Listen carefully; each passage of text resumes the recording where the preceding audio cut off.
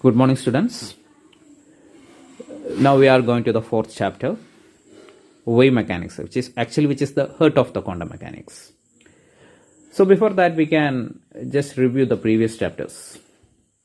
In the first chapter, we discussed about particle properties of waves, photoelectric effect, Compton effect, etc. are the phenomena which is showing the particle properties of wave. And in the second chapter, we discussed about the wave properties of particle, and we studied about Davison and Germer experiment, which is giving first experimental evidence for the wave properties of particle. And in the third chapter, we discussed about Bohr atomic model, and which is a very good atomic model, but it has its own drawback.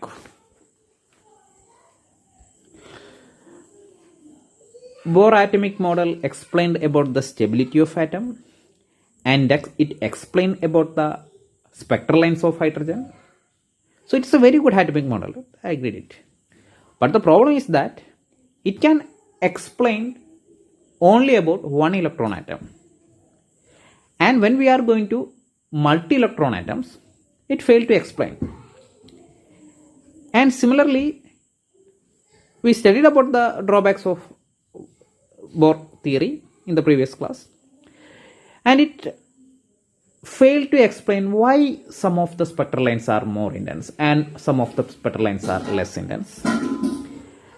And it also failed to explain about fine structure, and it failed to explain about elliptical orbital, etc. So even though this Bohr atomic model is a very good atomic model, it explained only about one electron atom. Even it failed to explain about second atom, that means helium atom. So on that time, so many scientists cleverly thought that there need a more general approach to explain all of these atomic phenomena.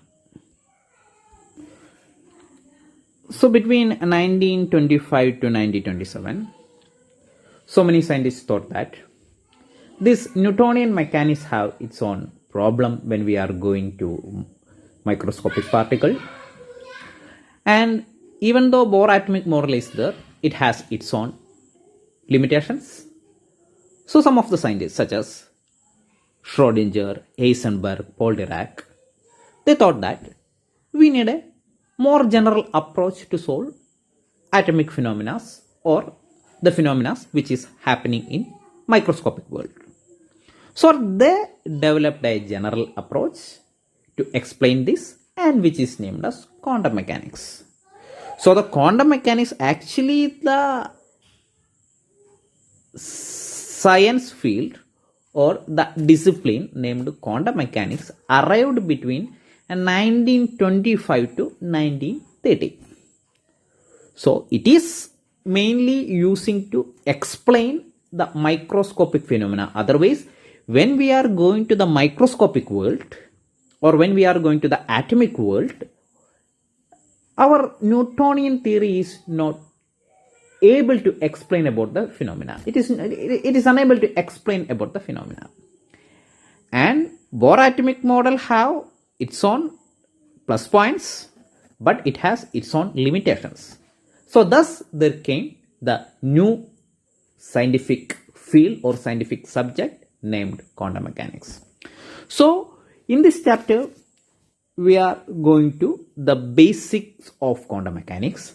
But before that, we need to know what is the difference between this classical mechanics and quantum mechanics.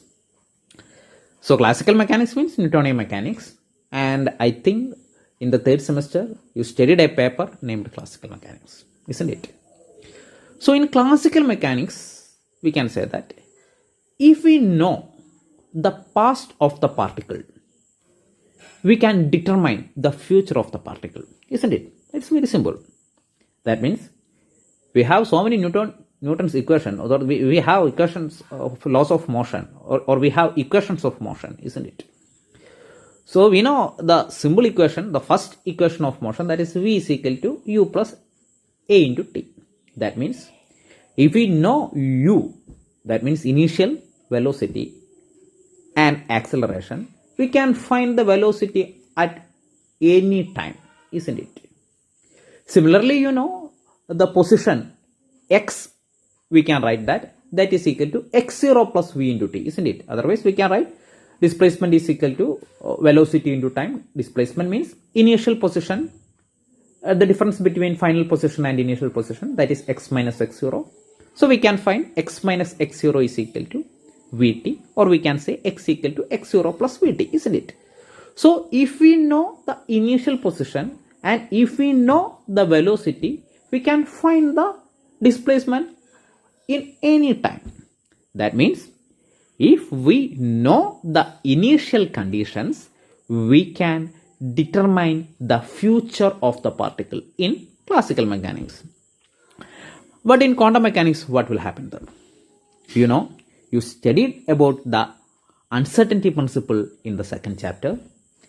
That means even though we know the initial conditions of this particle, we cannot accurately determine the future of the particle, because there will be some uncertainty will be there in the case of position, isn't it?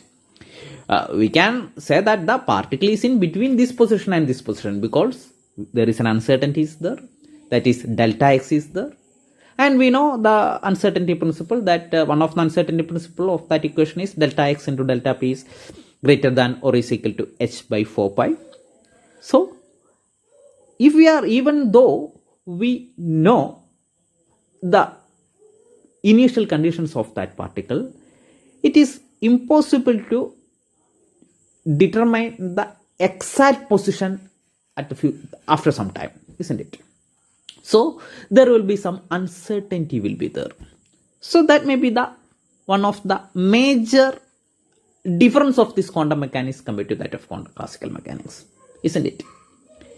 So similarly, in the case of quantum mechanics, or in the case of Bohr atomic model also, we know that first Bohr radius, or the radius of electron in the first orbit, is 5.3 into 10 raised to minus 11 meter. We are saying that, isn't it? Actually, that is not the exact value. That is the probable value, we can say like that, isn't it? So the particle may be in between 3.3 into 10 raised to minus 11 meter to 7.3 into 10 raised to minus 11 meter, or something like that. ഞാൻ ഈ 3.3 എന്നും 7.3 എന്നും just രണ്ട് value പറഞ്ഞു എന്നുള്ളൂ. അതായത് between this point two this point. So the average value എന്ന് പറയുന്നത് എന്തായിരിക്കാം? ഈ പറഞ്ഞ 5.3 into 10 raised to minus 11 meter ആണെന്ന് പറയാം. അതായത് ക്ലാസിക്കൽ മെക്കാനിക്സിൽ നമ്മൾ നോക്കുമ്പോൾ എന്താ, കുറച്ചു നേരം കഴിഞ്ഞ് കഴിഞ്ഞാൽ വെർ ഈസ് ദാറ്റ് പാർട്ടിക്കിൾ എന്ന് പറഞ്ഞു കഴിഞ്ഞാൽ, otherwise we can say what is the position of that electron എന്ന് പറഞ്ഞാൽ, V can say that the position of electron എന്ന് വെച്ചാൽ the electron will be situated at a distance of 5.3 into 10 raised to minus 11 meter from the nucleus എന്ന് പറയാം. എങ്ങനെ? Classical മെക്കാനിക്സിലായിരുന്നു എന്നുണ്ടെങ്കിൽ. പക്ഷേ quantum മെക്കാനിക്സിൽ നമുക്ക് എന്താ പറയാൻ പറ്റുക? അത് electron is situating at a distance from nucleus. ആ ഡിസ്റ്റൻസ് എന്ന് പറയുന്നത് around that is 5.3 into 10 raised to minus 11 meter. അതല്ലെങ്കിൽ അതിന്റെ പ്രോബബിൾ വാല്യൂ എന്ന് പറയുന്ന, അല്ലെങ്കിൽ മോസ്റ്റ് പ്രോബബിൾ വാല്യൂ എന്ന് പറയുന്ന 5.3 into 10 raised to minus 11 meter ആണ്. അല്ലെങ്കിൽ അതിന്റെ ആവറേജ് വാല്യൂ എന്ന് പറയുന്ന 5.3 into 10 raised to minus 11 meter ആണ്. അതിന്റെ ഇടയിൽ എവിടെയെങ്കിലും ആയിരിക്കാം നിൽക്കുന്നത് എന്ന് നമുക്ക് വേണമെങ്കിൽ പറയാം. അതായത് എക്സാക്ട് പൊസിഷൻ എന്ന് പറയുന്നത് നമുക്ക് എന്ത് ചെയ്യാൻ പറ്റില്ല, ക്വാണ്ടം മെക്കാനിക്കലി നമുക്ക് ഡിറ്റർമൈൻ ചെയ്യാൻ പറ്റില്ല. Similarly we cannot determine the exact momentum, isn't it? We know that the uncertainty principle says that delta x into delta p is greater than or is equal to h by 4 pi, where delta p is the delta p എന്ന് വെച്ചാൽ എന്താ, uncertainty in momentum. അതായത് മൊമെന്റത്തിന് അവിടെ ഒരു എന്തുണ്ട്, an uncertainty is there. അപ്പോൾ in that case എന്ത് പറയാൻ പറ്റും, എക്സാക്ട് മൊമെന്റം നമുക്ക് പറയാൻ പറ്റില്ല. Even though we are saying that exact momentum, some uncertainty will be there, isn't it? Similarly, we know delta e into delta t is greater than or is equal to h by 4 pi. അപ്പോൾ എന്താ പറയാൻ പറ്റുക, exact energy നമുക്ക് പറയാൻ പറ്റില്ല. അതായത് energy in between this one എന്നേ നമുക്ക് പറയാൻ പറ്റുള്ളൂ. So we can say that in the case of classical mechanics, if we know the past of the particle, we can determine the future of the particle. But in the case of quantum mechanics, if we know the past of the particle, we can determine the probable value after some time, but we cannot determine what is the actual value. That is one of the difference between this classical mechanics and quantum mechanics. അപ്പോൾ ഈ classical മെക്കാനിക്സും quantum മെക്കാനിക്സും രണ്ടാമെന്നൊന്നും പറയേണ്ട ആവശ്യമൊന്നുമില്ല. എന്താ പറയാൻ പറ്റുക? Classical mechanics എന്ന് പറയുന്നത് എന്താണെന്ന് പറയാൻ പറ്റുക? That is one of the approximation of quantum mechanics നമുക്ക് വേണമെങ്കിൽ പറയാം. അതെന്താണ് എന്നുള്ളത് നമുക്ക് നല്ല ഡീറ്റെയിൽ ആയിട്ട് പറയാം. നിങ്ങൾ തന്നെ കഴിഞ്ഞ ക്ലാസ്സിൽ you studied it in the 3rd chapter. എന്താ പറയാൻ പറ്റുക? കറസ്പോണ്ടൻസ് പ്രിൻസിപ്പിൾ എന്ന് പറയുന്ന ഒരു പ്രിൻസിപ്പിൾ നിങ്ങൾ പഠിച്ചിട്ടുള്ളതാണ്. കറസ്പോണ്ടൻസ് പ്രിൻസിപ്പിൾ എന്താ പറഞ്ഞ? ലാർജ് ക്വാണ്ടം നമ്പറിൽ ക്ലാസിക്കൽ പ്രഡിക്ഷനും ക്വാണ്ടം മെക്കാനിക്കൽ പ്രഡിക്ഷനും ഓൾമോസ്റ്റ് സെയിം ആയിരിക്കും എന്നുള്ളത്. അതല്ലെങ്കിൽ തന്നെ നമ്മൾ റിയൽ ലൈഫിൽ നമ്മൾ എടുക്കുന്നത് ക്ലാസിക്കൽ മെക്കാനിക്സ് ആണ്. എന്തുകൊണ്ടാണെന്ന് വെച്ചാൽ ക്വാണ്ടം മെക്കാനിക്സ് എടുക്കാൻ ബുദ്ധിമുട്ടുണ്ടായിട്ടൊന്നുമില്ല, അല്ലെങ്കിൽ ക്വാണ്ടം മെക്കാനിക്സ് എടുത്തു എന്ന് വെച്ചിട്ട് തെറ്റായിട്ടൊന്നുമില്ല. അപ്പോൾ നമുക്കിപ്പോൾ ഒരു ക്വാണ്ടം മെക്കാനിക്സിൽ അനുസരിച്ച് നമ്മൾ ഒരു ക്ലാസിക്കലി ഒരു പാർട്ടിക്കിളിൻ്റെ പൊസിഷൻ കണ്ടുപിടിക്കാൻ ശ്രമിക്കുക എന്ന് വിചാരിക്കുക. That means suppose I am going to find the final position of or the position of Nasib after some time. Initially Nasib 0 എന്ന് പറയുന്ന ഒരു പൊസിഷനിലായിരുന്നു, and Naseeb is moving with a velocity v എന്ന് പറയുന്ന തൽക്കാലം നമുക്ക് 1 മീറ്റർ പെർ സെക്കൻഡ് ആണ് നമുക്ക് എടുക്കാം. അങ്ങനെ 1 മീറ്റർ പെർ സെക്കൻഡ് വെലോസിറ്റിയിൽ നസീബ് മൂവ് ചെയ്യുന്നു, and we are trying to find what is the position of Naseeb after 10 second. അപ്പോൾ എന്തായിരിക്കും എന്ന് പറയാം?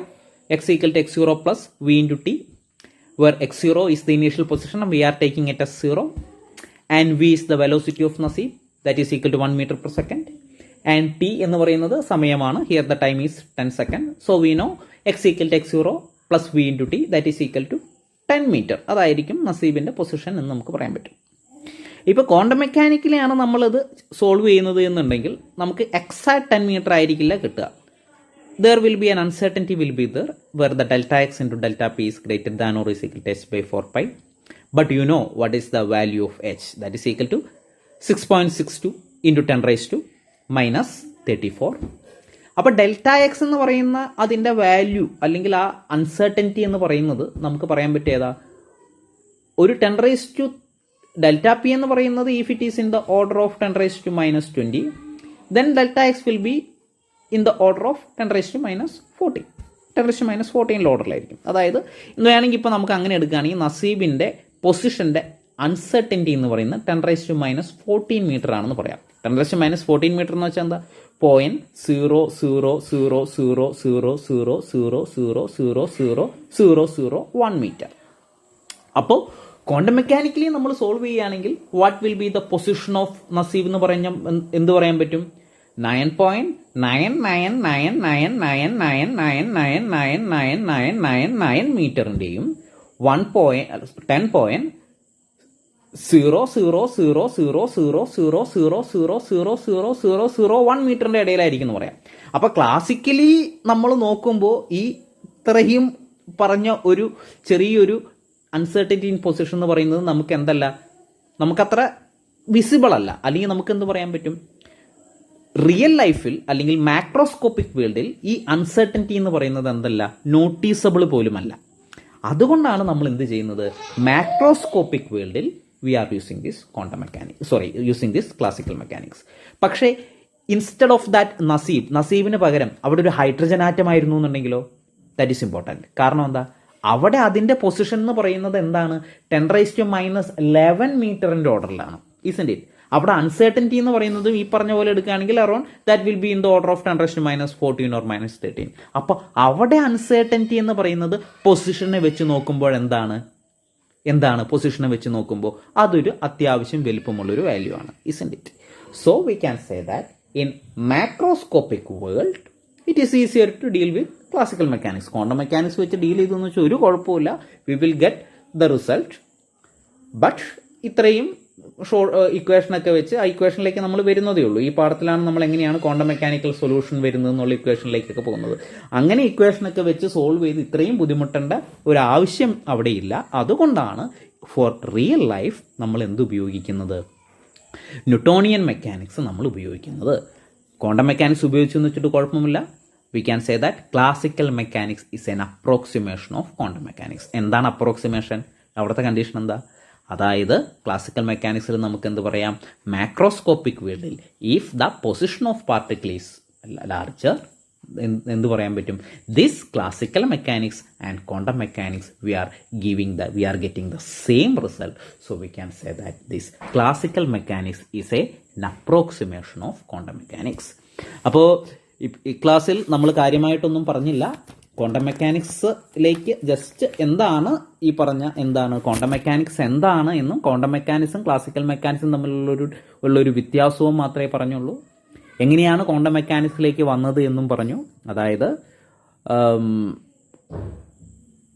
ബോർ ആറ്റമിക് മോഡൽ ഉപയോഗിച്ച് ആകെ എന്ത് മാത്രമേ സോൾവ് ചെയ്യാൻ പറ്റുള്ളൂ, ഓൺലി 1 ഇലക്ട്രോൺ ആറ്റം മാത്രമേ സോൾവ് ചെയ്യാൻ പറ്റുള്ളൂ. But we know that there are so many atoms are there. 1 electron atom എന്ന് പറയുന്ന ഒരേ ആറ്റം മാത്രമേ ഉള്ളൂ, ഹീലിയം എന്ന് പറയുന്ന ആറ്റം. ഏകദേശം 120ഓളം വേറെ ആറ്റങ്ങളുണ്ട്. 120 അല്ല, അതിലധികം വേറെ ആറ്റങ്ങളുണ്ട്. അപ്പോൾ ഇത്രയും ആറ്റത്തിനെയൊക്കെ ഒരു ആറ്റമിക് ഫിനോമിനൻ എക്സ്പ്ലെയിൻ ചെയ്യണമെന്നുണ്ടെങ്കിൽ we know the Bohr atomic model is inadequate. So many scientist on that time, ഒരു 1925 മുതൽ 1930 ഈ കാലഘട്ടത്തിലാണ് ക്വാണ്ടം മെക്കാനിക്സ് എന്ന് പറയുന്ന ഒരു ശാസ്ത്രശാഖ ഡെവലപ്പ് ചെയ്തു വരുന്നത്. അപ്പോൾ അതിൽ ഓരോ സയൻറ്റിസ്റ്റും അവരുടേതായ രീതിയിലാണ് ചിന്തിച്ചത്.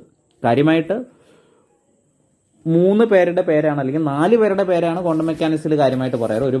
ഒരുപാട് സയൻറ്റിസ്റ്റ് ആ കാലഘട്ടത്തിൽ ചിന്തിച്ചിട്ടുണ്ട്. ഷ്രോഡിഞ്ചർ, ഹേസൻബർഗ്, മാക്സ് ബോൺ, ഡിറാക്, ഈ 4 പേരുമാണ് ഇതിൽ കാര്യമായിട്ട് ക്വാണ്ടം മെക്കാനിക്സ് എന്ന് പറയുന്ന ശാസ്ത്രശാഖ ഡെവലപ്പ് ചെയ്യാൻ വേണ്ട ഇൻപുട്സ് കൊടുത്തത്. അവർ ഓരോരുത്തരും അവരുടേതായ രീതിയിലാണ് ചിന്തിച്ചത്. But we got a same result after some time. അപ്പോൾ ഈ ക്വാണ്ടം മെക്കാനിക്സ് എന്ന് പറയുന്ന ശാഖ ഡെവലപ്പ് ചെയ്യുന്നത് തന്നെ ഈസ് ഇൻ ബിറ്റ്വീൻ 1925 ആൻഡ് 1930. അപ്പോൾ ഇതാണ് നമുക്ക് ഇന്ന് ഞാൻ ഈ ക്ലാസ്സിൽ പറഞ്ഞത്. പിന്നെ എന്താണ് ഈ ക്ലാസിക്കൽ മെക്കാനിക്സ് ക്വാണ്ടം മെക്കാനിക്സിൽ നിന്ന് വ്യത്യസ്തമായിരിക്കുന്നത് എന്ന് പറഞ്ഞു. അത്രേ ഞാൻ പറഞ്ഞിട്ടുള്ളൂ. And in the next class we can go to the quantum mechanics.